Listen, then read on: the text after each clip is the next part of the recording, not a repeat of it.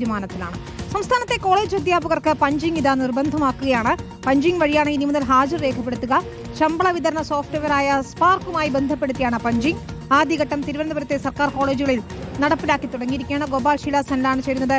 വിശദാംശങ്ങളുമായി ഗോപാൽ, മറ്റ് സർക്കാർ ഉദ്യോഗസ്ഥർക്ക് പലർക്കും ഇത്തരത്തിൽ പഞ്ചിംഗ് തുടങ്ങിയിരുന്നു. സെക്രട്ടേറിയറ്റിലൊക്കെ അത് വിജയകരമായി പൂർത്തിയാക്കുകയും ചെയ്തിരുന്നു. ഇപ്പോഴിതാ കോളേജുകളിലും അത്തരം പരിഷ്കാരം കൊണ്ടുവരികയാണ്. വിശദാംശങ്ങൾ എന്താണ്?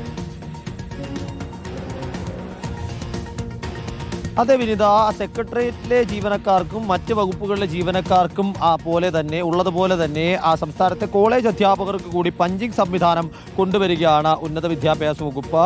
ആദ്യഘട്ടത്തിൽ ഇത് സംസ്ഥാനത്തെ സർക്കാർ കോളേജുകളിലാണ് നടപ്പിലാക്കുക. പിന്നീട് എയ്ഡഡ് കോളേജുകളിലേക്ക് വ്യാപിപ്പിക്കാനാണ് തീരുമാനം. ഇതിന്റെ ഭാഗമായി തന്നെ ഈ മാസം 16-ാം തീയതി മുതൽ തിരുവനന്തപുരത്തെ എല്ലാ സർക്കാർ കലാലയങ്ങളിലും പഞ്ചിംഗ് സംവിധാനം നിലവിൽ വന്നിരിക്കുന്നു. ശമ്പള വിതരണ സോഫ്റ്റ്വെയറായ സ്പാർക്കുമായി ബന്ധപ്പെടുത്തിക്കൊണ്ടാണ് ഈ പഞ്ചിംഗ് സംവിധാനം ക്രമീകരിച്ചിരിക്കുന്നത്.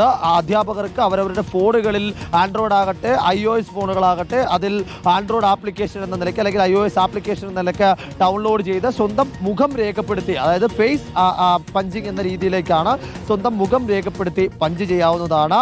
ഈ പഞ്ചിംഗ് രേഖയുടെ അടിസ്ഥാനത്തിലായിരിക്കും ഇനി ശമ്പള വിതരണം അടക്കമുള്ള നടപടിക്രമങ്ങൾ ഈ അടുത്ത മാസം മുതൽ ക്രമീകരിക്കുക. അതേസമയം തന്നെ ഇതിൽ ഒരു സാങ്കേതിക പ്രശ്നം നിലനിൽക്കുന്നുണ്ട്. അത് അധ്യാപകരെയും സർവീസ് ജീവനക്കാരെയും ആശങ്കയിലാക്കുന്നുമുണ്ട്. കാരണം ഇതിൽ 6 ദിവസത്തേക്കുള്ള പഞ്ചിംഗ് സംവിധാനമാണ് ഈ ആപ്ലിക്കേഷനിൽ ഉള്ളത്. അത് 5 ദിവസം മാത്രം ജോലിയുള്ള അധ്യാപകരോട് തൽക്കാലം 6ാമത്തെ ദിവസം ഓൺ ഡ്യൂട്ടി എന്ന രീതിയിൽ രേഖപ്പെടുത്താനാണ് നിർദ്ദേശിച്ചിരിക്കുന്നത്. ഇത്തരത്തിൽ രേഖപ്പെടുത്തുന്നത് പിന്നീട് സർവീസ് ക്രമീകരിക്കുമ്പോൾ എന്തെങ്കിലും ബുദ്ധിമുട്ടാകുമോ എന്ന ആശങ്ക ഒരു വിഭാഗം അധ്യാപകർക്കുണ്ട്.